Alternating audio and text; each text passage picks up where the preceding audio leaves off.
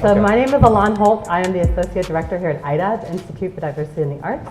And I am Jeff Chang. I'm the Executive Director in the Institute for Diversity in the Arts. We also want to give a big super shout out to our folks here, our team that's helping us pull this off here. Janae Maynard, who's our course assistant.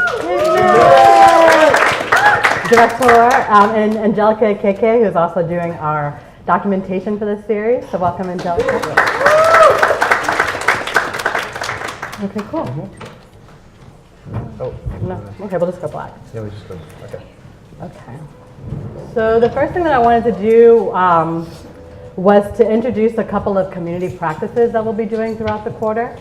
So the first one, if you took Living Free, you'll be a little bit familiar with, but in this space we value and hold time for silence, for coming back to ourselves. So in this class we'll do about 5 minutes of a meditation practice that I'll lead sometimes, and sometimes others will lead. And then we'll also do a community practice.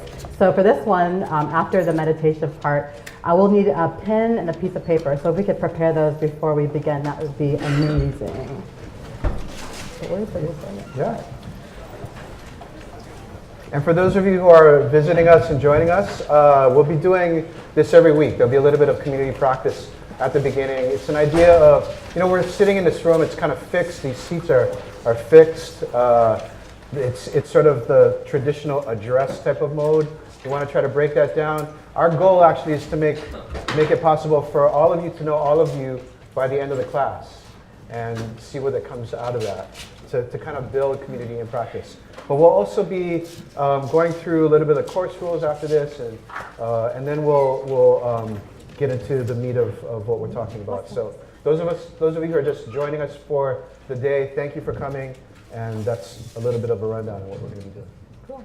Does everybody have their paper and pen? No? Everybody have their paper and pen? Just inviting response, that's all. All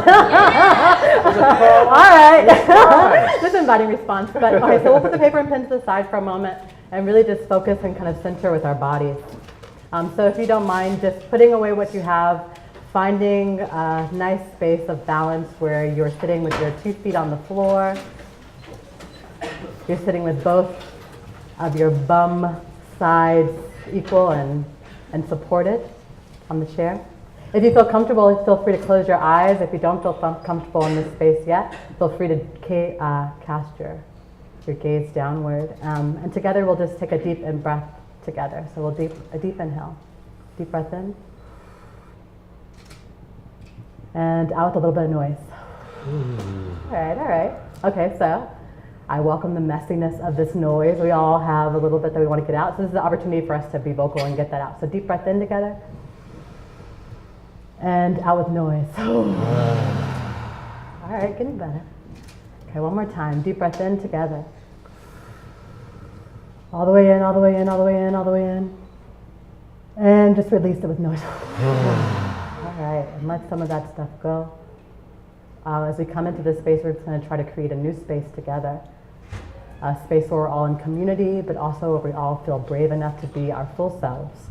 And so us sitting in practice together supports that. So I'm going to bring us up through the body, from the roots all the way up to the crown of our heads. And feel free just to continue to breathe, keep your eyes closed, calm yourself while I do this. So we're going to close the door. Okay, so keep breathing, and we'll start with our hands on our hips, at the base of our spine, our hands on our hips. And we'll keep breathing all the way through this, and I'll just guide you through some thoughts. This is our place of groundedness. So if you're sitting, make sure that you're sitting somewhat facing upward, a little bit of rest. And with this, we're reminded that we are grounded.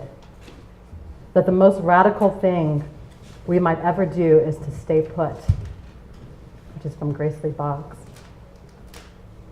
We'll move our hands a little bit up right below our navels, still breathing. This reminds us of our creativity. I think that in order to struggle, you have to be creative. In my life, creativity has been something that has sustained me. It awoke my spiritual struggle. Asada Shakur. We move our hands a few inches up above our navel. reminding us of our competence. When we drop fear, we can draw nearer to people. We can draw nearer to the earth. We can draw nearer to all the heavenly creatures that surround us. Bell hooks. And we'll move our hands up right into the center, right near our heart, reminding us that we are loved, even here at Stanford University. And with our hands there, we make the intention and we say, we must love in such a way that the person we love feels free. Thich Nhat Hanh. And again, we move up with our hands to our throat. Keep breathing, still connecting. Reminding ourselves that we too are expressive. I will have my serpent's tongue, my woman's voice, my sexual voice, my poet's voice. I will overcome the tradition of silence. Gloria Alzandua. Take a moment there. And when you're ready, we'll move our hands up between our two eyebrows, right in the center of our forehead, reminding us of our intuition, our consciousness. Keep expanding your horizon. Decolonize your mind and cross borders. Consciousness is power. Tomorrow's world is yours to build. Marcus Garvey. And finally, we'll place our hand at the top of our head, our crown, the highest point of our physical bodies. And here we'll remind ourselves that we are free. We're enlightened. We are like divinity. And we remember the only way to survive is by taking care of one another. Building community is to the collective as spiritual practice is to the individual. Grace Lee Boggs. And we'll reach our hands up above our heads from here. We'll take a deep breath in, and out with noise, and release your hands. All right. Beautiful. Welcome. Cool. So now we'll take our paper, and with this kind of energy that we just created, this new space, new feeling, new moment between all of us, we'll just do a little bit of writing and reflection. So the first question I have for you, and this is like free writing. So like in poetry, we talk about free writing, and free writing is not thinking about it. It's just like literally writing as fast as you can and seeing what comes up. So I invite you to not think about it too much, but just write about it. And so the first question is, who do you lean on? Who do you lean on?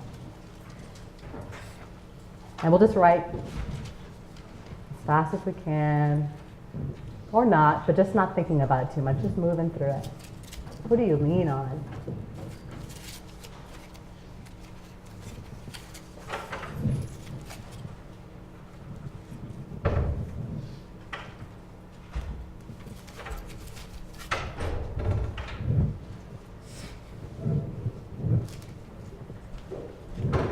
And then we'll move to the second question. Who leans on you? Who leans on you?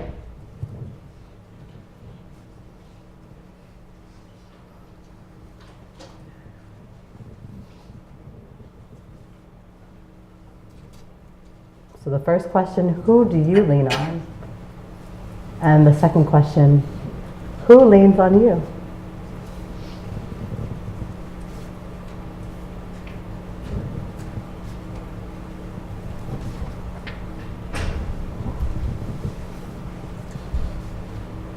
And then finally, tell me about a time, and this is on paper, tell me about a time when you felt held by community. Tell me about a time when you felt held by community.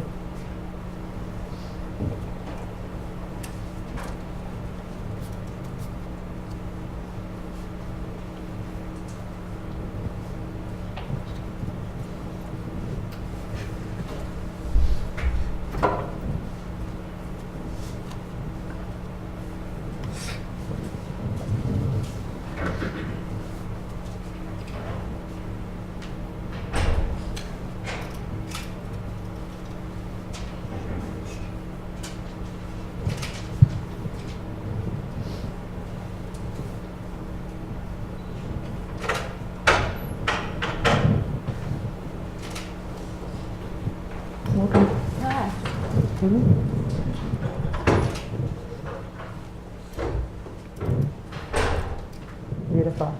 Okay, we're going to do something a little wild, but it'll be good. Trust me. Okay, so we're going to take our seat, or we're going to get up from our seats, and we're going to find someone we don't know, and then we're just going to take a seat with them, and then share that time. Share that time when you felt held by community. So we'll get up. We'll be chaotic, somewhat.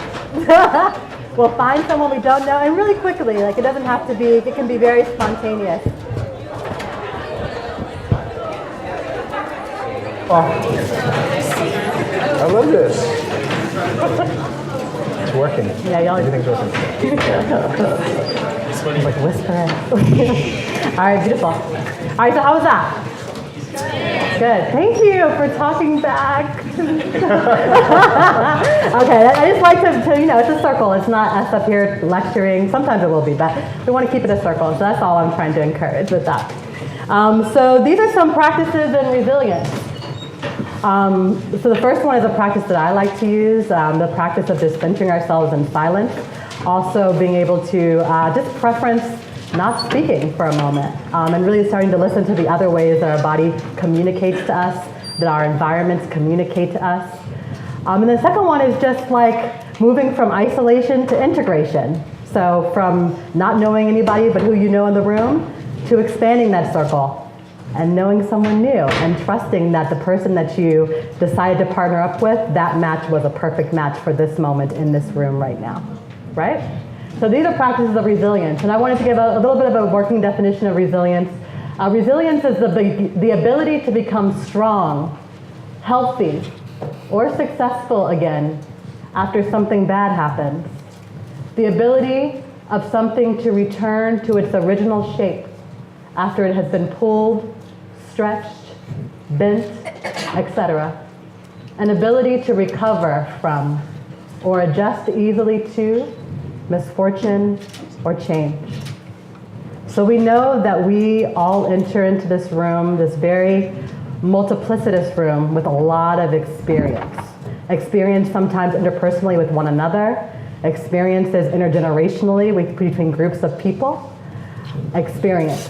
And so when we enter into the space, we want to start with these resilience practices, these community practices, to remind us that there are ways in which we can cultivate a sense of resilience, a sense of being able to return back to that place with our experiences. Another way of thinking about it is thinking about the water. I love this one. This is by Karina Fidel, who's a queer writer, dancer, body worker, Wonder Woman. Resilience, the way water knows just how to flow. So we invite you to flow in this class. And to kind of support the flow of this class, we want to introduce a few community norms and practices. And we also want to get some community norms and practices from you as well. So these are things that we'll practice in the space that will just try to help to create a braver space and a space that can support all of our experiences as much as possible. And a space that exists sort of out of the paradigm of harm and into a paradigm of community. So some things that we thought of, Jeff and I. So when you speak, say your name. So I encourage all of you to speak in this class. It's kind of the crux on which all of this works. So please speak up, speak out. But when you speak, say your name so we know who you are and we can address you by your name. So when you speak, say your name. And then let's try to refer to people as their names. So refer to people as the names that they've declared for themselves, and let's really try to move ourselves away from pronouns, which oftentimes just gives very limited information about what you're gathering from a person, and really try to identify them as they've identified themselves with responding to people by using their names. So we'll listen hard and we'll listen well. So why we start with the silence. We'll assume good intention, but we'll recognize impact. So this is not a perfect space, but we're trying to make it a very intentional space. So we'll assume good intention, but we'll also recognize impact. And impact, of course, there's underlying harm a little bit in that. So we'll understand impact, but we'll assume good intention.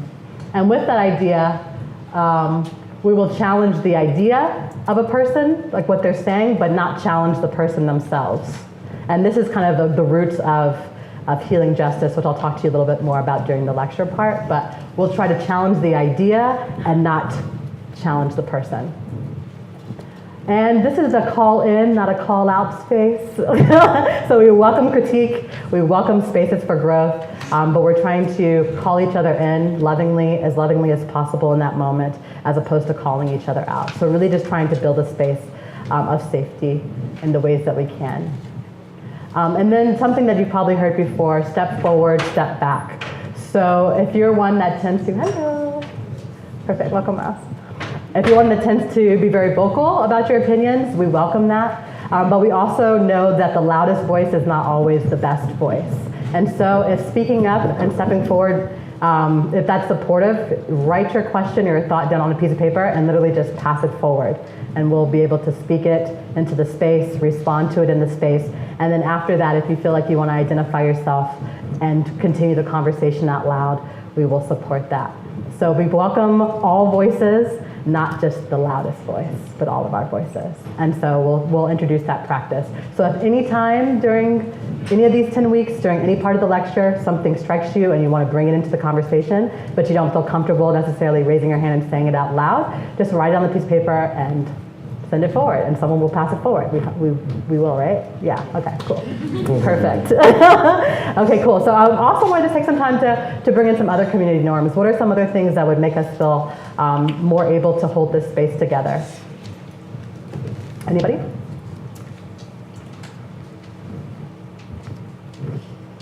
Also welcome things from your previous experiences in community. Dictionary. Sorry, say your name. Hello, my name is Yeji. Dictionary is one that I found helpful. So if there's like a term that people are kind of using very casually and you don't know what it means, we can ask for meaning, but also recognize that Google and other things are at our disposal.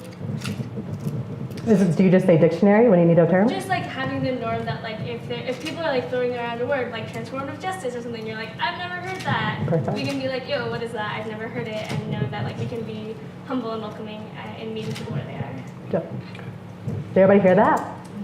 Okay, that's dope.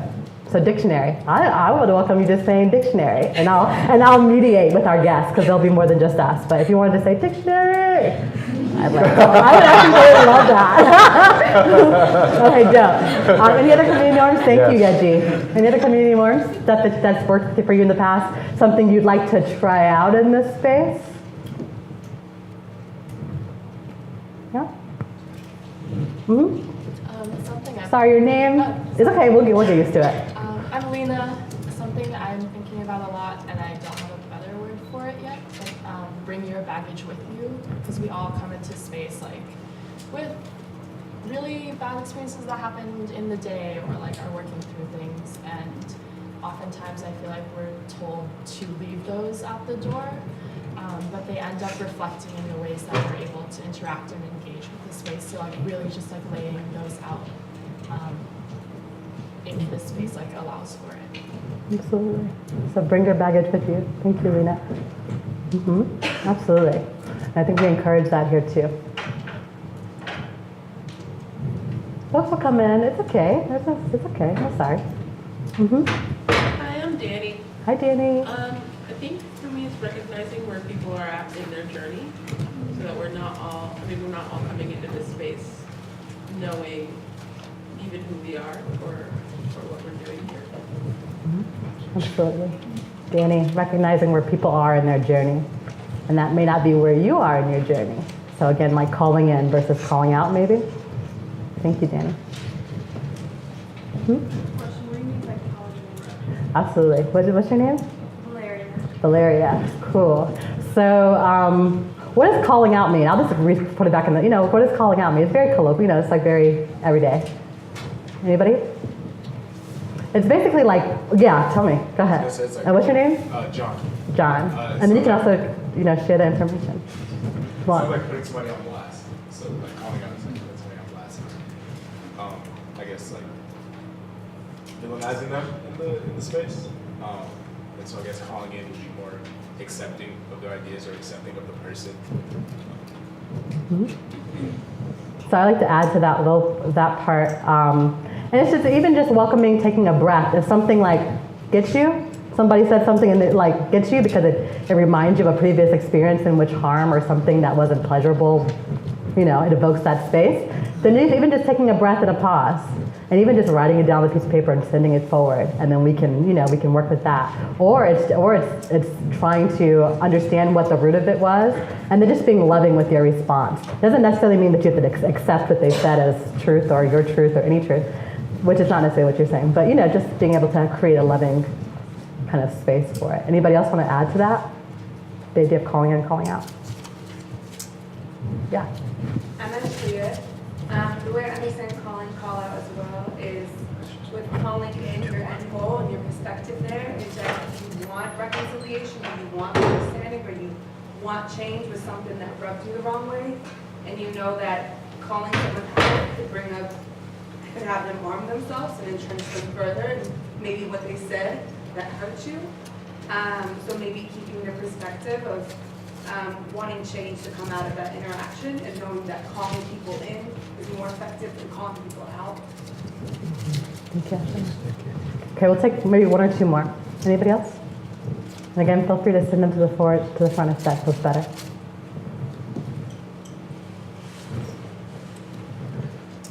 Okay. Does anybody want to say anything about anything that was said before?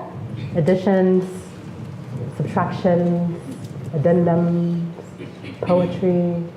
Okay. Cool. All right, thank you. Thank you. Cool. Oh, So back here. oh, Wait, sorry. hand back there. Yeah, what's your name? My name is Kondo. One more time. And one thing, I think someone mentioned earlier, so this is communication in terms of using dictionary. So maybe the use of acronyms and also both in terms of vocabulary as well. There might be some terms that are conceived as one thing and actually mean something else. So maybe also just giving someone an opportunity to digest the information before actually giving feedback. So yeah, also obviously maybe trying to keep it as simple as possible. Absolutely. So keeping things as simple as possible, trying to avoid acronyms, trying to make sure that we're understanding the meanings of what we're saying, and giving space to folks to digest those meanings for themselves. I'm Bryce. Hi, Bryce. So I guess one thing that I like to do is speak from using I statements instead of generalizing, right? Saying that you don't necessarily know if other people agree with you, or you can't speak for other people, so speak for yourself. Yeah. So Bryce, Speak from your experience. speak from your experience. Speak for yourself. Use I statements. I agree. Beautiful. All right. Okay, cool. So we will circulate these community norms. We will try our very best to be within those community norms, to honor those commitments to one another, both us on this side as facilitators of the space, and we hope with all of us as we co-create and co-facilitate this space together. So I'll bring it over to Jeff. So in all transparency, this was the moment where we're going to actually do all of the course rules, but it doesn't feel like we're at that place, yeah? Or do people want to go to the course rules right now? Just like to go into the syllabus. The syllabus and all that kind of stuff, no? No? Let's just, sure, you got the stuff. We'll go through it before the end of tonight, I promise, for sure. But I think we can probably maybe just start on what we're going to be talking about. Yeah? Yeah? Oh, okay, good. Response. This is great. We're working together Ooh, here. can I do a community We're norm? developing. Remember my snapping?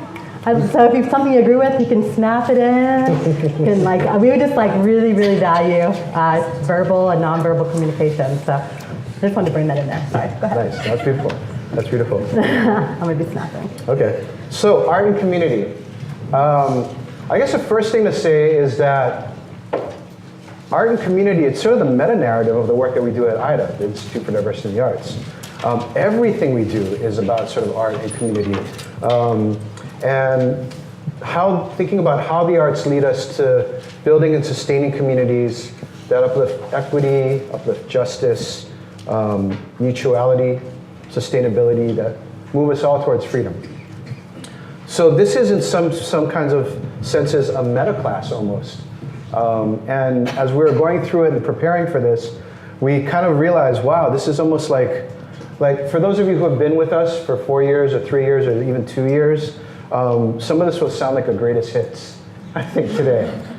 Some of the lecture will sound like a greatest hits, like, oh, I remember that from Living Free, or I remember that from Who We Be, or I remember that from Can't Stop, Won't Stop, or I remember that from, so on and so forth. But we also wanted to use the time to be able to introduce you to some of the leading folks around the country and the world who are thinking about these questions of community, especially in this political moment. Artists, organizers, thinkers, folks that we really love, folks who are our friends, and that we think will give us sort of new ways, new languages, new vocabularies, new dictionaries, right? To be able to think about how we move out into the world. So, our approach is going to be kind of funky. It's going to be different. The second thing to say is that all community is about building belonging out of difference.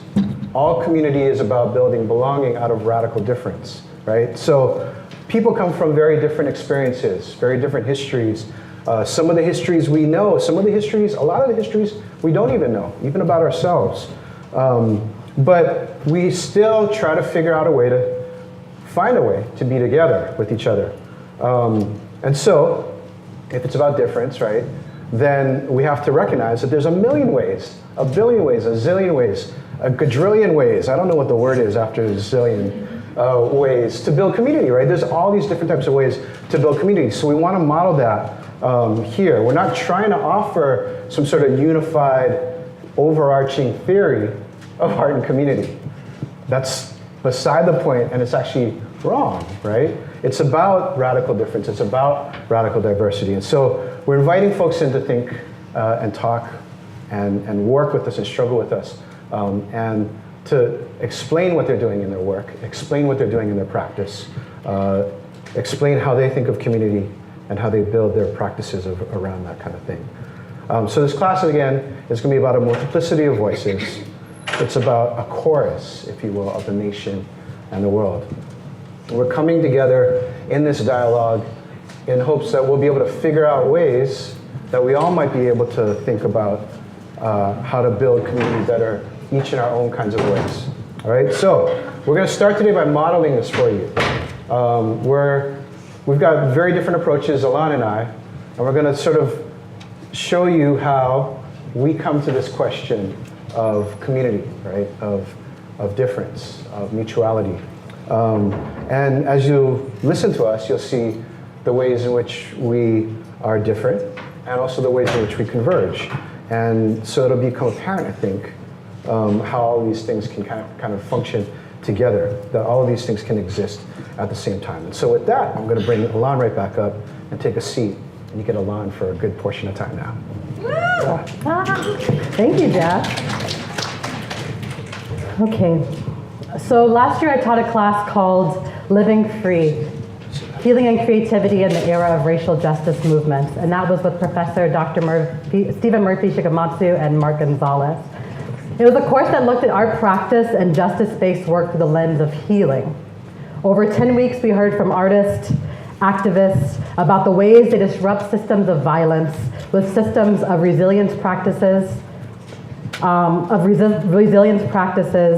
that heal and recover traditions, invent new modalities, and connect practices developed over many generations of people living in community. We like to think of Living Free as part one of this journey, and art and community as its continuation. So for my lecture today, I will do my best to try to bridge what we learned from last year's class and bring it into today. So our first lesson, our experience is what brings us here. Now, to be transparent, I'm very interested in healing because I, like many of us here, have been through some things. I was born and raised in Los Angeles, the daughter of two parents whose lives were altered by an addiction to crack cocaine. I have siblings who have been in and through foster care systems. I have familial incarceration. I've loved deeply. I've lost just as deeply. These are experiences that many of us have, especially for people living at the intersections of multiple identities. So from my experience, I know that many of us who consider wellness to be key to our work towards liberation are coming to this place because we've experienced some harm in our past. We come to movements for social justice because we've felt, whether directly or indirectly, the weight of injustice in our lives and in our experience. As Prentice Hempfield, former director of Healing Justice for Black Lives Matter and a former Living Free lecturer, reminds us, it's the experience trauma, both historical and present, that grips us and impacts our ability to be present, grounded, connected in this moment. But it is also the work of our movements, personal and collective, that brings us back to healing. So what is healing? I think we can look at Prentice's definition and pull out and tease out a few concepts. So if it's the experience of trauma, what is healing? I believe that healing is the ability to be present, grounded, and connected in this moment. And I believe that it is our movements that get us there.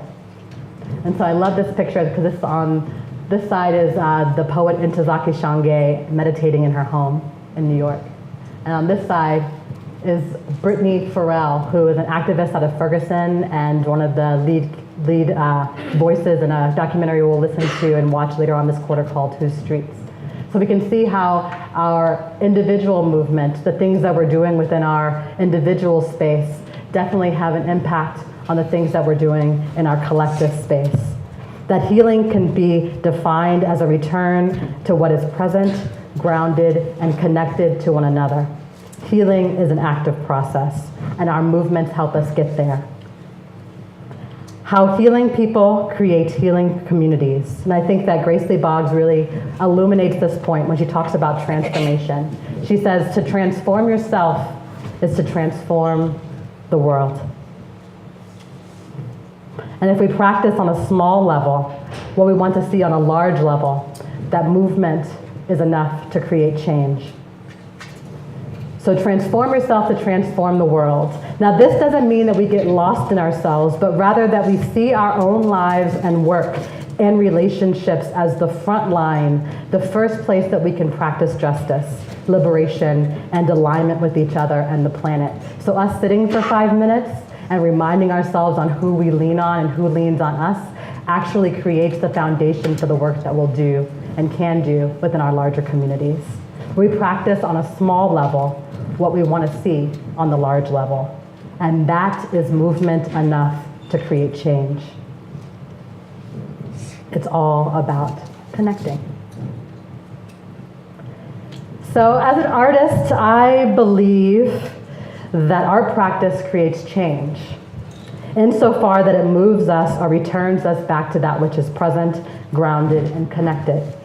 It allows us moments of healing through connection, connecting the experiences of our lives, and then finding the space to transform those experiences. It is a way of reclaiming what could have claimed you. So this is a still from a film I wrote and directed called Inamorata. It's a story about the messiness of life, in this case, intimate relationships and how they sometimes fall apart.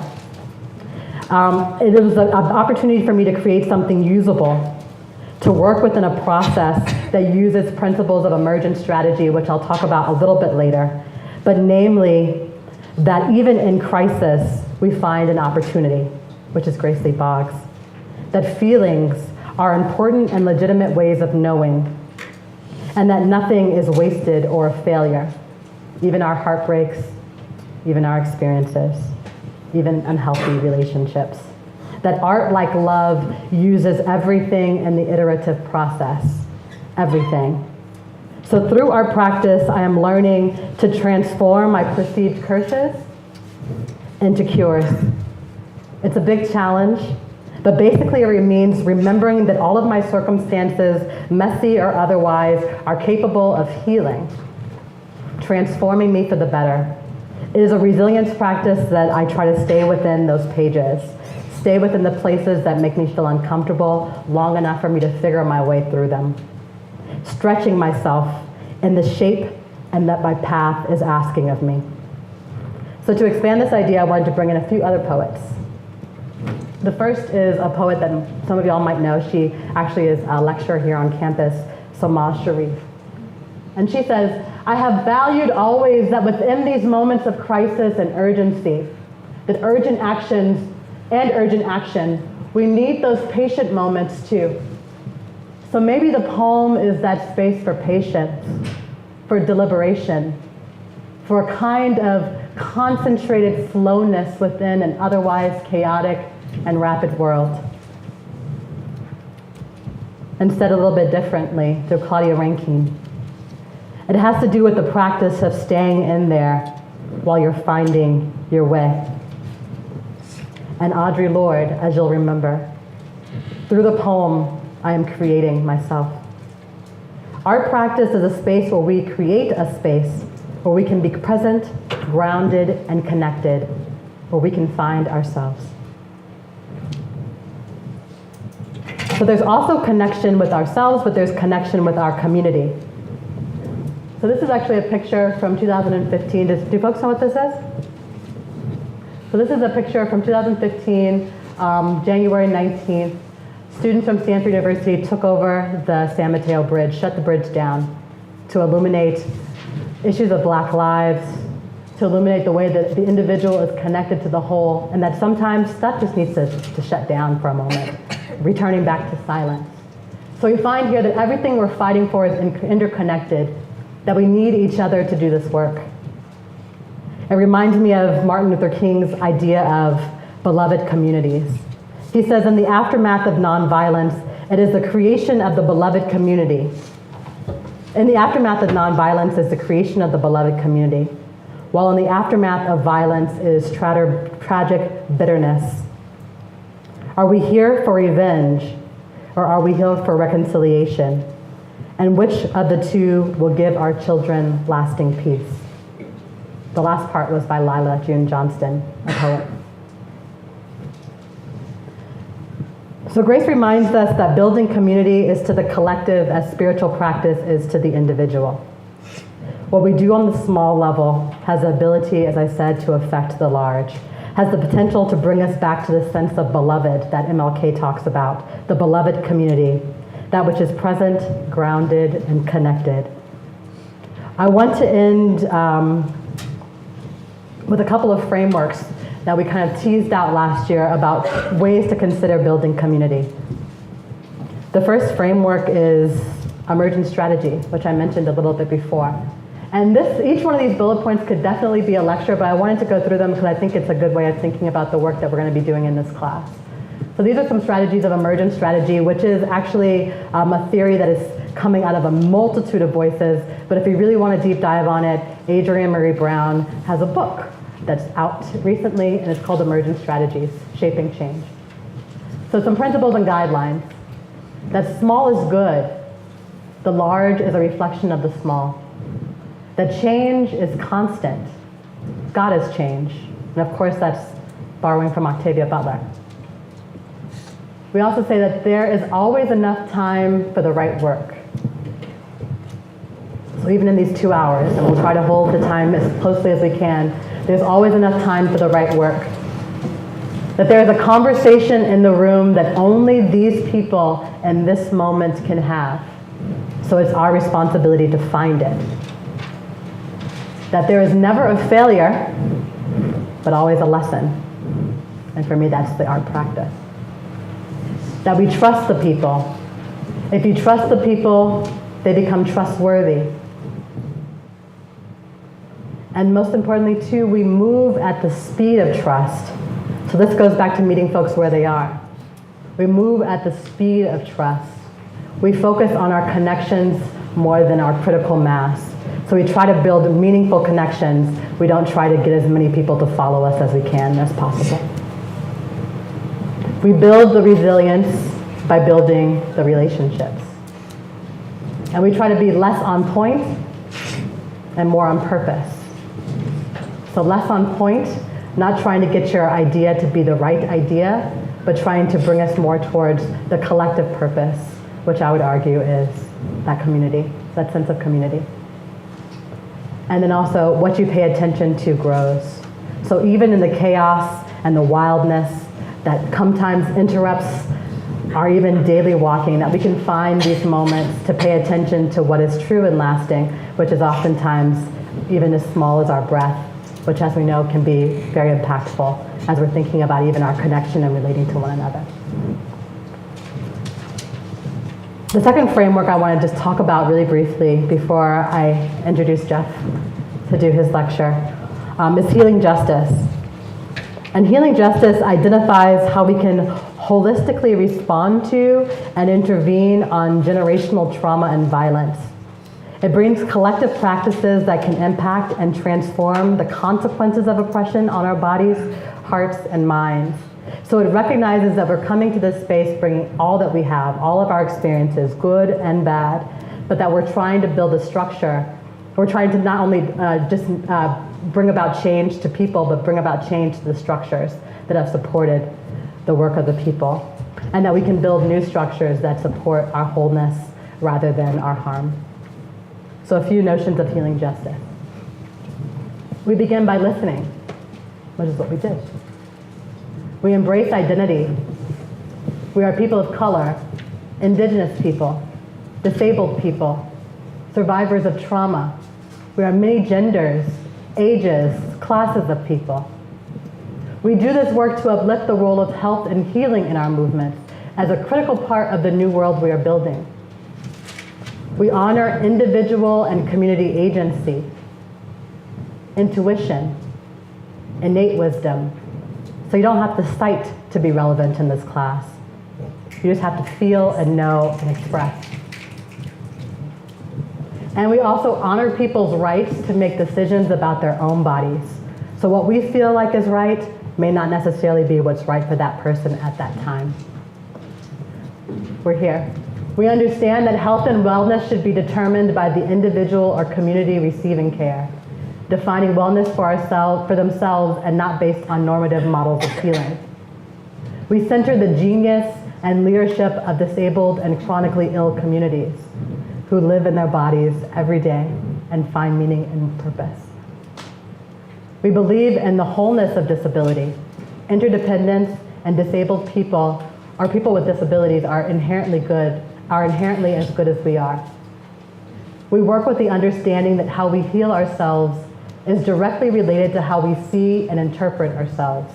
So we value culture, we value representation, we value the creation of art as a way that we can see and directly see ourselves and our interpretation of ourselves.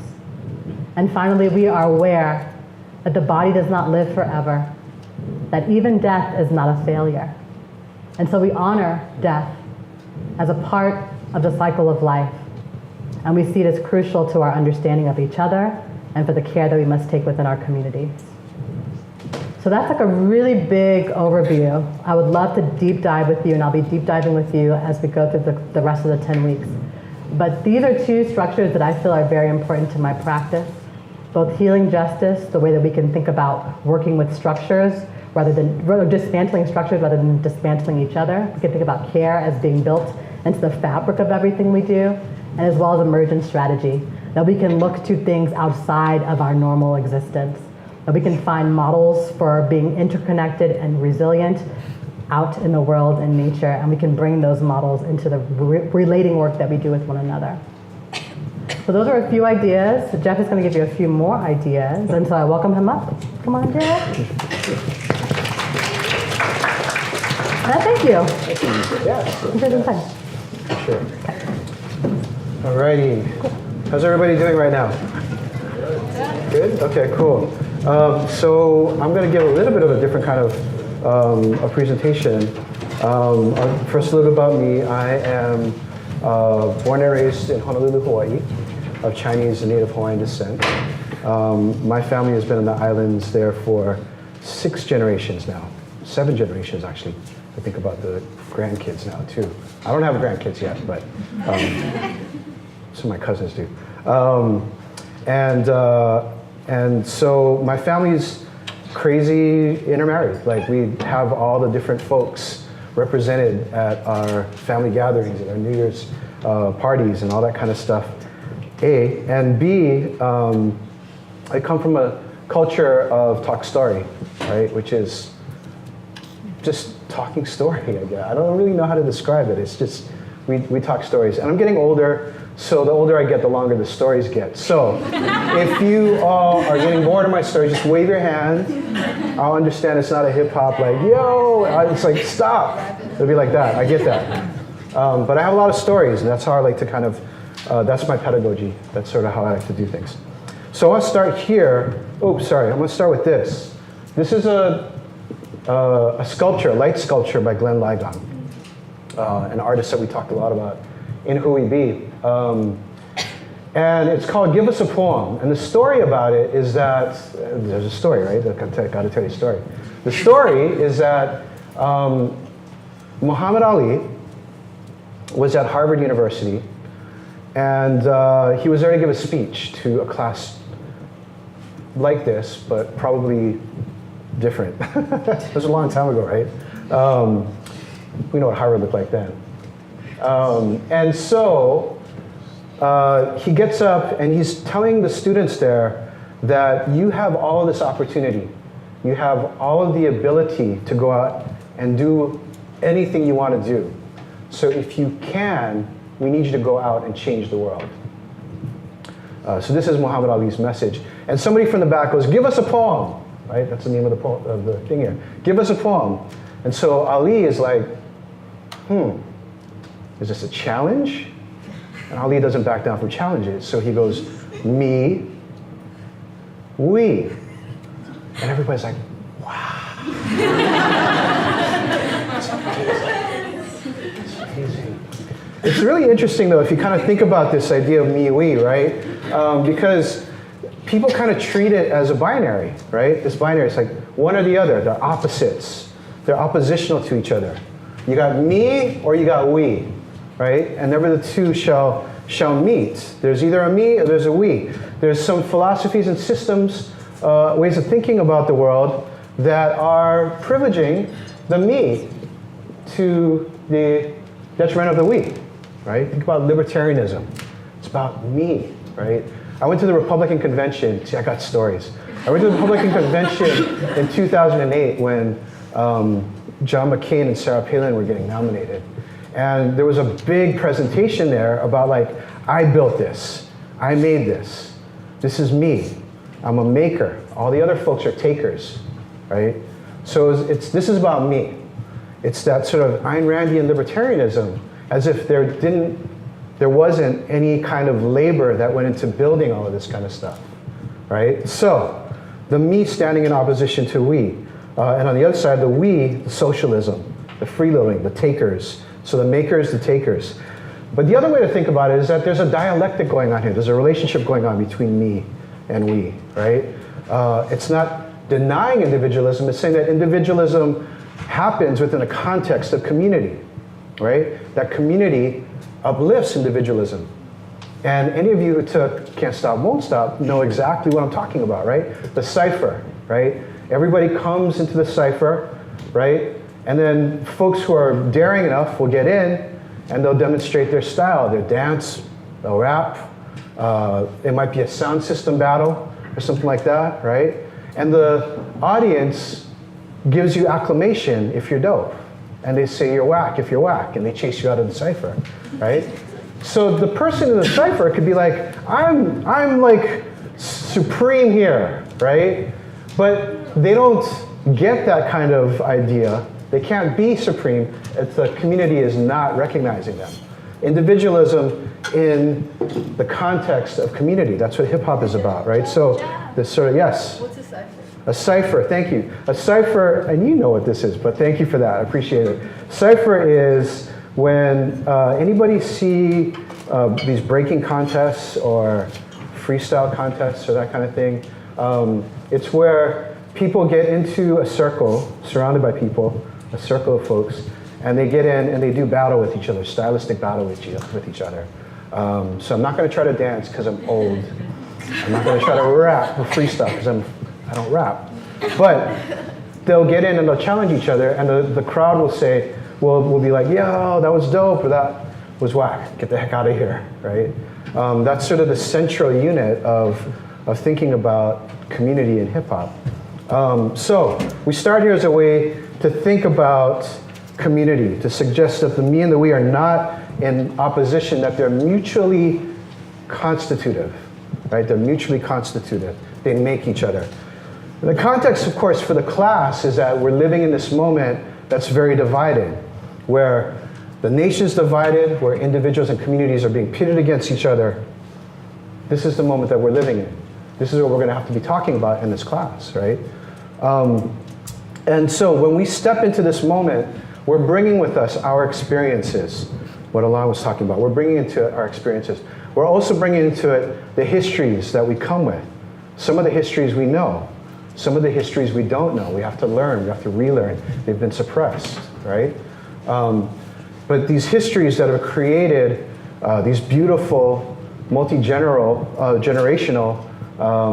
types of communities, right? But they've also created inequity and injustice. And so we struggle in this moment to try to think about what it means to move towards greater equity and greater justice. So let's start with this, right? Let's start with this idea of the self and the other.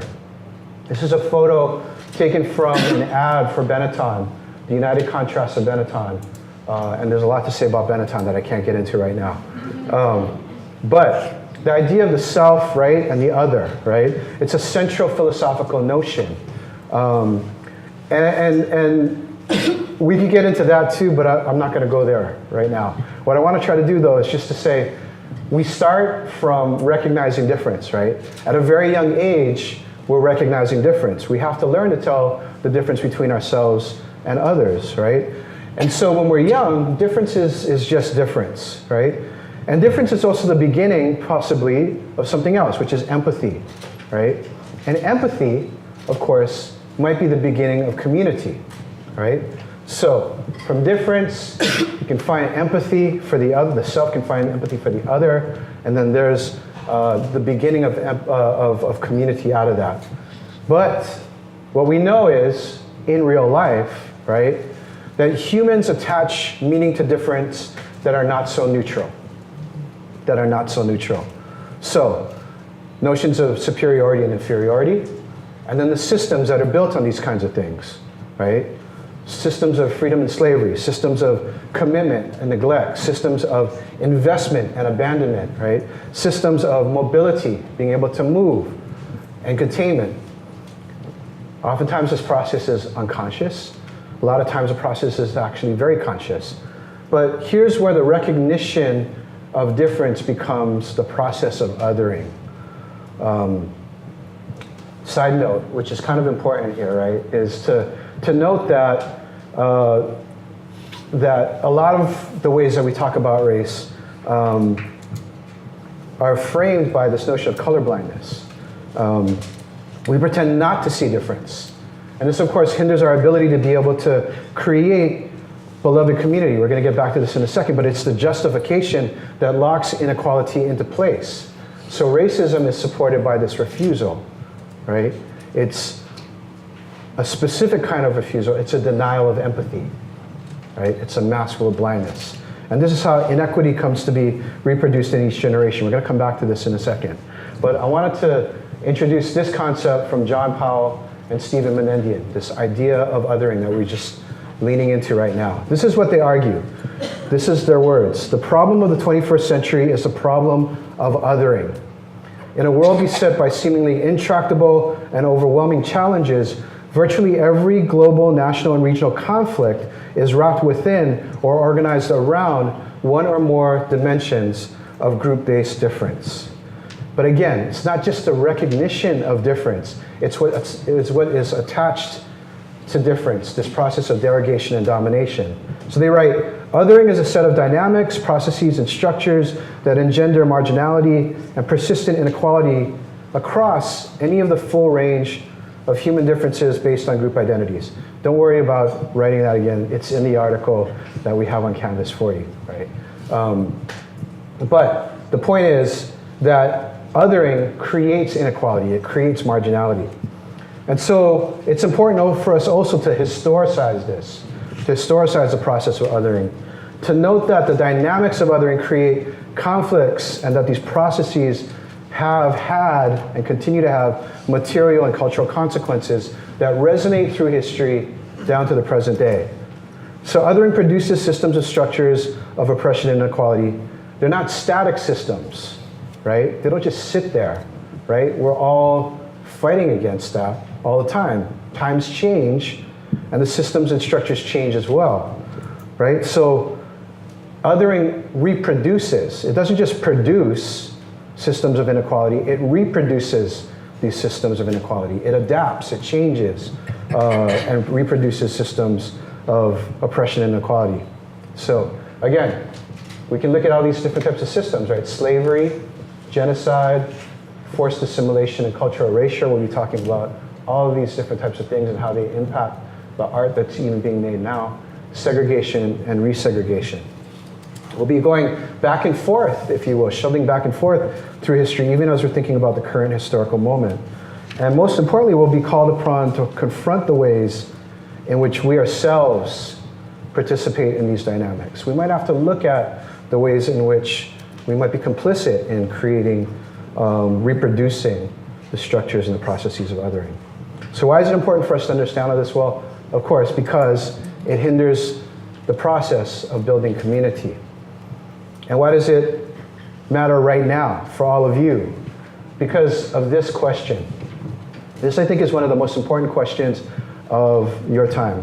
And again, all of you who have been in Huibi or you've been seeing me doing these types of things, you're familiar with this question already, but I think it's one of the two most important questions that you'll be facing in your time, right? The other being climate change. If we are minorities, how do we begin to imagine a new majority? So I gave a version of this talk like 2 weeks ago to a bunch of school administrators, students, and that kind of thing. Folks who are very interested in education. And an elderly black gentleman came to the mic after the talk, and he asked me this really difficult question. He said, why should we care about imagining a new majority? And I fumbled. It was a really hard question to answer. I didn't have the answers then, I still don't. But I think that this question goes to the heart of what we are asking in this class and what you all need to be able to ask in your lifetimes, right? We're seeing a model now of division and polarization, right? Of fragmentation, right? Of folks asserting an exclusive vision of what a new majority could look like, right? Will we choose to build alternative visions or new visions of belonging and community? Or will we retreat into our fears and thereby reproduce for another generation systems that create marginality, segregation, and inequality? One thing that we're going to recognize and come up against every week is that building community, of course, is going to entail a lot of risk for each of us. It's much easier to stay divided, to let the status quo go, the status quo being inequality, than try to build a bridge, right? We have to find new ways of building resilience, right? And we have to find ways of building reconciliation, perhaps even with those who think they hate us. And that's kind of difficult to imagine. Robin D.G. Kelley, and here's sort of a preview of where we might be going with this class. Robin D.G. Kelley reflected on the work of James Baldwin. And he says that Baldwin asks us to imagine this question: can we envision a society where everyone is embraced, where there is no oppression, where every life is valued, even those who may once have been our oppressors? So we're going to come back to this question again, over and over again. But again, let's go back and dive a little bit deeper into these processes of exclusion, marginality, and inequality. What power does is it classifies, it segregates, and then it justifies, right? It classifies people, it segregates people, and then it figures out a way to make those systems of inequality that it's just created justifiable, or justifiable within its logic, right? So Powell and Menendian are arguing in their article about othering that Difference is not only noted, that margins are assigned to difference. And then that impacts how we create and construct our world. Creates in-groups and out-groups, inclusion and exclusion, structures the relations of power by group. And then we see these play out in our relationships with each other, in physical space, in history, and they manifest as different levels, different forms of exclusion and segregation. So, those of you who were in Living Free last year will remember this next set of slides, but I wanted to come back to it again, right? These are slides that come from Anthony Aiton, who works at the Cowell Endowment as a researcher and had done a big look at health, the question of health equity and health inequity. And what he found was that race and racism matters, that over time, since the 1960s up until 2005, they looked at all the birth records in Alameda County, and they found that the life expectancy at birth grew larger and larger, even as people's the gap between life expectancy between whites and African Americans grew, even though people lived longer. And there's a geographic dimension to this. So look at this map. This is a map of Alameda County. I want you to pay particular attention to these areas. I live like here, I think. I live right there. Anyway, not because of that. Raise your hand, right? Stop. But because this is representative. This is Oakland here, right? This is Emeryville here. This is Berkeley up here, right? Alameda County. And then actually Oakland comes all the way down to about maybe like here, so, and then it's the rest of Alameda County. Life expectancy by tract, okay? Tract. This is West Oakland, right? This is East Oakland. Okay, this is South Berkeley, where I live. Again, stop, Jeff, stop. Place matters, okay? We can put the life expectancy by tract here and contrast it with poverty rates in Alameda County. They map perfectly. West Oakland, East Oakland, South Berkeley, right? This is a map from 1936, a map of banks and how they redline the areas. Right? So, again, West Oakland, East Oakland, South Berkeley, right? They map perfectly. These are systems of inequality that have been produced and reproduced, right? The neighborhoods that are green-lined are neighborhoods that were all governed by racial covenants, meaning that folks of color could not live in those areas until a Supreme Court case struck it down in the late 60s. So they did some more research, and they found that you could actually quantify what inequality looks like in terms of life expectancy. That every additional $12,500 in household income in the San Francisco Bay Area buys you another year of life. And they looked at it in Baltimore, they looked at it in Philadelphia, they looked at it where Prince lived, they looked at it in Colorado and Cuyahoga County, and they found the same kind of thing. And so here's the ultimate, right? We look at life expectancy. You crunch all these numbers about inequality, and you get down to these numbers of life expectancy. The average life expectancy of an average American is about 78.7 years. For American Indian or Alaska Native, it's 73.7. For a non-Hispanic Black male, it's 71.7, right? That's what we're talking about. We're talking about how this continues to evolve, adapt, and move over time. And these are all pressures that impact us on the very basic level of being individuals and being in community, right? So how do we take into account all of this stuff when we're trying to build community? How do we take into account unequal relations when we're building community? What brings us together? What values do we share? How do we bridge the difference? How do we address justice and inequality? And so today, as you all know, is the 50th anniversary of the assassination of Martin Luther King Jr. He was assassinated at about 6 p.m. in Memphis. And at this hour, 50 years ago, cities were on fire all across the country. So we're going to talk about communities under pressure. How we maintain presence, groundedness, connectedness, these things that A-lan was talking about, resilience and sustainability amidst these times of intense stress. Let's go back to the idea of the beloved community, right? This idea of a community whose members were committed to each other's destiny and who could, through their way of living, imagine ties not just to other people that they could see and talk to every day or every week, right? But people who are distant, who are very far away, that they'd never met. So empathy, which of course is a very popular thing to think about these days and talk about these days, is the beginning point of this, but empathy is nothing without action. And that's what King was about, right? This is a picture of him in 1963, the year that he wrote Letter from a Birmingham Jail.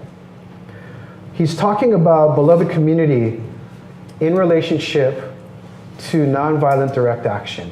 And the context, or well, let me sort of continue with that. Nonviolence is both the method for achieving beloved community and the model of how beloved community manifests itself. Now, King had no illusions about power. The context of the letter from a Birmingham jail was that he was being criticized by white moderate clergymen who were saying, you shouldn't be out there protesting in the streets. They were out there in Birmingham. They had come from Montgomery to draw attention to segregated places of eating, segregated retail shops, and that kind of thing. So they had basically weeks of direct action and of boycotts. And the clergy, the white clergy, got together and said, we're with you, but we're not down with all of this protest stuff. And so King decided that he would write a letter, and he wrote it on scraps of paper, right? He had to get this said, and he had to say it. He said that mutuality was central to the revolution of values that needed to happen, right? Injustice anywhere is a threat to justice everywhere. We are caught in an inescapable network of mutuality, tied in a single garment of destiny. Whatever affects one directly affects all indirectly. Right? So the moderates argue that King should make petitions, that they should go through the channels, that they should do this right. And King was saying, I'm here in Birmingham because there's injustice here. So you can see this as a debate over how to think about community. One group values peace. The other group talking about justice, right? So again, peace and justice. There's a dialectical relationship between peace and justice. The moderates are saying we have to keep order. We have to maintain the peace. King is saying, I'm here in Birmingham because of injustice, right? That othering is creating a segregated and unequal community, and so therefore no justice and no peace. I want to make one last point here, right? One last point about the dialectic between peace and justice. Peace and justice are inseparable for each other. So if a group is insisting on peace to the exclusion of justice, then they maintain the violence of inequality. This is what King was arguing in the letter from a Birmingham jail, right? If you're insisting on peace to the exclusion of justice, you're creating and supporting the violence of inequality. But if you're insisting on justice to the exclusion of peace, then you're dooming yourself to a cycle of vengeance and retribution, right? There's no room for reconciliation in either of these types of things. You have to work towards peace and justice at the same time, right? So King said, true peace is not merely the absence of tension, it's the presence of justice. And what this leads him to do is in his later years, he comes to think beyond the communities of the South, right? He moves from thinking about voting rights and civil rights to thinking about what's happening in the world, right? And so he's asking his followers by 1967 here at Riverside Baptist Church to follow him into this new phase. He gives a speech called the Beyond Vietnam speech, which some of you, I'm sure, have definitely heard about and studied. But he's moved from desegregation to now talking about the three evils of the world, which he names as poverty, racism, and militarism. So capitalism, racism, and war, right? And he tries to show how these oppressions are interlinked. And so the work that he's doing on the eve of his passing is that he's in Memphis to support a living wage for sanitation workers, and they're getting an encampment together to occupy Washington, D.C., right? To challenge the folks in the White House and in Congress to understand the interlinks between war, poverty, and racism, right? And that these would be folks from the margins who would lead the movement. Okay, so I'm gonna bring another important piece of writing into this conversation about community. This is the Combahee River Collective. They wrote a statement 41 years ago actually this month, that we celebrate even today. The Combahee River Collective was a formation of black lesbians who came together in the mid-70s to articulate a feminism that allowed them to resist multiple forms of oppression simultaneously. So this is what Kimberly Crenshaw, and what we all call now, intersectionality. But this isn't the kind of intersectionality that's just about like, oh, like I play tennis and you play tennis, so we intersect. Like not that kind of reductive sense of intersectionality, right? Instead, what they were talking about emanates from what the collective called identity politics. And that term, of course, identity politics has been very much debased and abused. But here's what they meant, right? Here's what the collective meant. This is the words of Keeanga Yamada Taylor. Oppression on the basis of identity, whether it was racial, gender, class, or sexual orientation identity, was a source of political radicalization. Black women were radicalizing because of the ways that their multiple identities opened them up to overlapping oppression and exploitation. Overlapping oppression and exploitation. Black women's social positions opened them up to overlapping oppression and exploitation. So, capitalism, racism, sexism, homophobia, it's the intersection of these oppressions that's salient, right? Keeanga continues, identity politics is not just about who you were, right? It's not just like, I play tennis, you play tennis, oh, I'm Chinese American, oh, you're Chinese American, oh, we intersect, right? It's about what you could do to confront the oppression that you're facing. So it's the intersections of these oppressions, the interlinking of these oppressions. And the collective wrote, the synthesis of these oppressions, racial, sexual, heterosexual, and class oppression, creates the conditions of our lives. Who feels it knows it, right?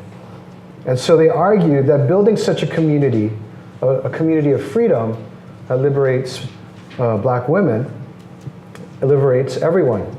They wrote, we believe that the most profound and potentially most radical politics come directly out of our own identity as opposed to working to end somebody else's oppression. The inclusiveness of our politics makes us concerned with any situation that impinges upon the lives of women, of third world, and working people. So the conclusion that they draw is that we need to imagine and advance new ideas of resistant communities in ways that liberate the most harm, because then everyone else can become free too. Right? And they recognized that this was a very difficult project. This is a manifesto that actually refuses romanticism. It refuses these glorious sort of endings. It's very sober in some ways. It says, they say, to be recognized as human, levelly human, is enough. Right? So we'll be talking about this a lot more. And of course, the Combahee River Collective finds its perfect analog these days in the rise of the Black Lives Matter movement, which is originated by black feminists, mostly queer. So one last model I want to try to offer here of community building is what's been called disaster communities. Right? The communities that form in the aftermath of catastrophes, human-made or otherwise. So the writer Rebecca Solnit argues in her book, A Paradise Built in Hell, that the way that we're conditioned to think about what happens after a catastrophe really reflects a very limited kind of worldview, right? We think that or not all of us, but the dominant view, I should say, is that after catastrophe, there'll be sort of the rise of this antagonistic, antisocial, violent kind of state of mind, right? That there'll be chaos, disorder, there'll be violence, there'll be inhumanity, there'll be looting. But Sonnet argues that, no, that's not actually what happens. After disaster, what happens is the best comes out. The best of humanity comes out. People form communities of care and support, and they automatically, spontaneously go to help those who are most in need. So if you think about the fear of chaos and disorder, right, that's really maybe a projection of the view of the state, right? The power of the state has been suddenly challenged because all these rules are kind of thrown out. And they can't rule anymore, right? And it's also the view of capital, which privileges property over humanity. And so the fear of theft comes to outweigh the recognition of people's needs, right? The protection of life is outweighed by the protection of property. Rather than the hand outstretched in aid, we see the hand raising the gun. And Sonnet wrote this book. She could have written it after going to Puerto Rico this year, but she wrote this book after the floods, after Hurricane Katrina. So you could see media scapegoating happening, projections onto black victims, the most vicious racial stereotypes, and a horrible FEMA response, and then local police and white vigilantes taking to the streets and killing folks dead. But in Algiers and the city proper, what we saw were black and white folks getting together to form communities of support and need, right? So they formed this community called Common Ground. And it quickly filled a void to fill people's needs for healthcare, for food, for housing. And their motto for folks who are trying to come in from outside and help was, this is solidarity, it's not charity, right? So it's not about service learning, it's about learning how to serve, right? So this is Malik Rahim, the co-founder of Common Ground. This is a mural from B-Mike, who will be meeting later in the quarter. But I'm gonna sort of end here with Rebecca's statement about all of this, and it kind of ties together a lot of the stuff that A-lan and I have both been talking about. When we talk about change, we talk of movements, a word that suggests vast groups of people walking together, leaving behind one way and traveling towards another. But what exists between these people is not movement, but a kind of settling in together, right? That is the beginnings of community. This is one of the major rewards of activism, a new community offering a new sense of shared purpose and belonging, honoring the principles for which it fights. Again and again, anti-war, environmental, social justice, human rights, and other movements generate new communities, often transcending old divides, and in the process bring something of that urgency, of that purposefulness, of the suspension of everyday concerns, of that fellowship and social joy also found in disaster. The affinities with disaster communities are obvious. Activist communities come into being in response to what is perceived as a disaster. Discrimination, destruction, deprivation, and sometimes generate a moment or a fragment of a better world. All right, so we'll leave it there with this notion that we be to freedom as key be to lock. All right, cool. Everybody good? Yeah? Okay, great. So we'll do the boring stuff now. Now that we've made you sit through all of this stuff, we will do the boring stuff, if that's all good with you. Sound good? All right, let's talk about the class a little bit here. First, we want to give you an overview of what of who we're having here join us over the next 9 weeks, and then we'll go into the course rules a little bit here. Okay. All right. So next week we're going to be having a guest. She actually is the former director of CBPA, which is a Committee on Black Performing Arts, which is historically housed with IDA. Professor Halifu Osamare. So we're going to talk about community in the very, very hyper-local sense, talking about Stanford and its history, talking about its relationship with East Palo Alto, and really talking about the work of Halifu, who did a lot of kind of bridging and breaking down the divide between on-campus and off-campus, and really created systems of support and educational learning that really illuminated the porosity of the space, especially for folks of color, Black folks. So she's going to be talking about that, talking about her new memoir, Dancing in Blackness, which looks specifically at that time. She was here in the 80s and at Stanford, and so I'm really excited about next week, really bridging in and thinking about this local space we find ourselves in, the historical moment that allowed us to be here, and also thinking about ways that we can think about the community on campus as off campus as not being divided, but as being one space. Okay.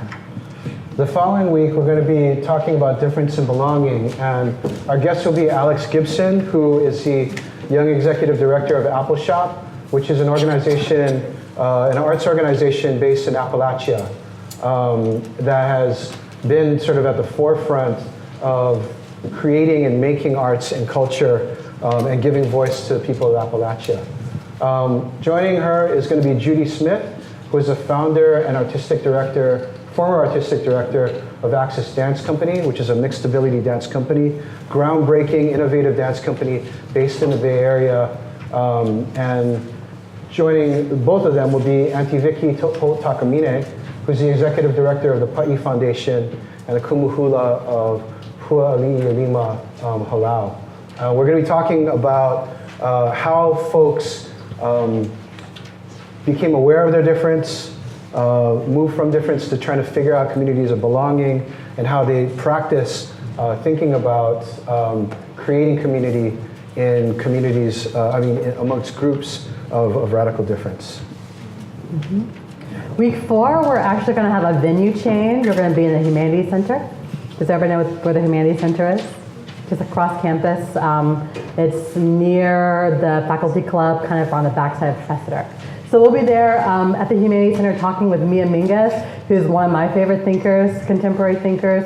She's going to be talking more about call-in culture, in particular looking at transformative justice and community accountability. So she does a lot of work around intimate violence and also around the intersections of disability justice. So we're going to be thinking about ways that we can address harm as a community by calling folks in rather than dragging them out. The following week, we'll be thinking about cultural recovery and renewal. And so we have 2 guests. Our third guest, unfortunately, will not be able to make it. But we have Eugene Rodriguez, who's the executive director of Los Enzoles, which is a band and a cultural arts academy based in San Pablo that does a lot of work around reviving cultures around specifically Jarocho. And it's just, gosh, if I could take you all there on a field trip, it's just amazing. They make beautiful music, and you've got kids from like 4 people who are like older than me, which is pretty old, hanging out all together in one space together, making art and culture. And then we also have Brandon B. Mike Odoms, graffiti writer, and the curator, I think curator is too small a word actually for Brandon, what Brandon does, but he's created a space in New Orleans called Studio B, which has now become a hub for thinking about cultural recovery and renewal in the New Orleans space, in the neighborhood of the Bywater, which is actually gentrifying and resegregating very rapidly. Yeah. Week 6, I'm really excited about week 6. Week 6, we're going to have a screening of Blue Streets, which is a new documentary based off of Ferguson in response to the killing of Mike Brown by police there. So we're going to have both the filmmakers, Sabah Foyalan and Damon Davis, and they're going to be both screening Blue Streets, which is like deeply phenomenal film, Sundance recognized film, and they're going to be doing a talk back with us about that film. So again, looking at the rise of the movement, the rebellion that happened in Ferguson, and the response of the community to the shooting and killing of Mike Brown, and the kind of rise of Black Lives Matter. Okay. The following week is a date change. It's not going to be on Wednesday, it's going to be on Thursday. And it's a venue change. It's not going to be here, it's going to be in Cubberley. And the reason why is we're doing this big event with Patrice Calors from Black Lives Matter, with Raquel de Anda, who is an organizer and curator of the People's Climate March, with Linda Sarsour, one of the co-leaders of the Women's March, and Jose Antonio Vargas, who is the founder and CEO of Define American. We're calling it Mutuality, the Future of Social Movements.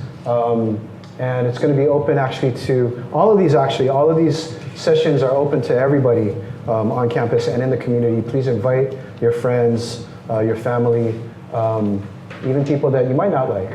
Invite them all. It's all community. But mutuality, the future of social justice movements, thinking about how all of these folks are theorizing this particular moment and how we move forward in building links between different communities and advancing social justice across the board in this historical moment. Do you want me to do the next one too? Yeah. Okay, cool. So week 7, 8, and 9 are like super chill. 6, 7, and 8 are super chill, right? Like you get to see like these great people, you get to see a movie, you get to hear from the leaders of the social justice movements, and in week 8 we get a concert. So this is called Joy. This week is called Joy. We're going to be not meeting here, it's a venue change. We'll be meeting across the way at the Bing Concert Hall Studio, the cabaret space in the Bing, and we'll be having Dom Flemons, who's an Americana Roots, I don't know what the actual term is anymore, but Americana Roots musician. He used to play with Carolina Chocolate, what's that? Old time music, yeah. Carolina Chocolate Drops, and Orchestra Pasatono, an organization, a group from Oaxaca, actually, coming all the way from Oaxaca, does indigenous Oaxacan music in ways that build and sustain communities in Oaxaca. And they're going to be on stage playing and talking about their music and what it means, and they're going to be playing together, hopefully as well, which has never happened before. We're kind of happy about that. It's like not happy that it hasn't happened before. We're happy that they're doing it together for us. So that's going to be week 8. And it's going to be moderated by Ruben Martinez. That's right. Our visiting artist. Yes. And then week 9, we're bringing in a local poet and activist, Dante Clark. Dante is a community organizer, but he's also one of the lead actors in a series called The North Pole, which is based out of Oakland, and it really looks at the intersections between climate change and gentrification. It's really funny, and we're going to be screening one of the episodes, but they're all available online. And then Dante's going to come in and talk about sustainability, how we think about ourselves in the future, but also how we can work towards that change in the present, and really thinking about the change in our community with the change in our world and our climate. So that's going to be really exciting. And that's week 9. And I'll be moderating that. Yeah. And so we also have community events. And for those of you who are taking the class for 2 to 5 units, we're asking that you go to some of these community events that we'll be offering during the quarter. You can go to all of them. They're pretty dope. We'll go through them right now, actually. But you're required to go to 2. But you're required to go to 2, yeah. The first would be Brett Ratliff in conversation with Alex Gibson. Maya pulled this together. Thank you, Maya. Yes. And it's a conversation. Brett will be playing old time music and in discussion with Alex, and they'll be talking about the future of Appalachia beyond coal. It's going to be at 576 Alvarado right after our class at 9 p.m. The following week, do you want to do this? No, go for it. Okay. The following week, or no, 2 days after that, I should say, April 19th, this is an event that African American Studies is putting together. We're really super hyped about it. It's called the Combahee River Mixtape, Black Feminist Sonic Descent. Geniuses, Daphne Brooks from Yale, who's a genius, Jacqueline Stewart, Kara Keeling, are going to be honoring the legacy of the Combahee River Collective through sound, music, poetry, discussion, deep kind of discussion. It's going to be incredible. It's April 19th at Bishop Museum's in Hawaii, so that's how I have it in my head. Bishop Auditorium here at 7 o'clock. Yeah, on May 3rd, we'll be having an art making workshop. We have to get the details together, but there'll be an art making workshop with B. Mike, so he'll talk about his practice, and then you'll hopefully get to do some practice as well. And then here's the one behind this, so this mural behind, My Ancestors of My Wildest Dreams, if you've seen that on social media and kind of circulating. So his group was the one who put that messaging out on the t-shirts and then also in the mural, so he's really dope. And actually, this is Netta from Ferguson. Yeah. It's a portrait of Netta from Ferguson. Speaking of Ferguson, the following week we'll be having a sort of, I had a community lunch. We do this a lot. We kind of have meetings where folks just, or not meetings, but lunches where just folks can talk about things. We think that Who Streets is going to be the kind of movie that will want to provoke a lot of conversation. And we won't have as much time as we would hope to, because the movie is actually about 90 minutes long. And so we scheduled the day afterwards a community lunch. Come to IDA, come to the Harmony House, eat with us. Get fed. Talk story. Yeah. Yep. Okay. Okay, one more. Two more. Two more. Three more actually. We have a lot of events that we hope kind of speak to a lot of the different things that we're talking about in this class. Raquel de Anda, who will be on the Big Mutuality panel, will be doing a workshop on art and climate justice.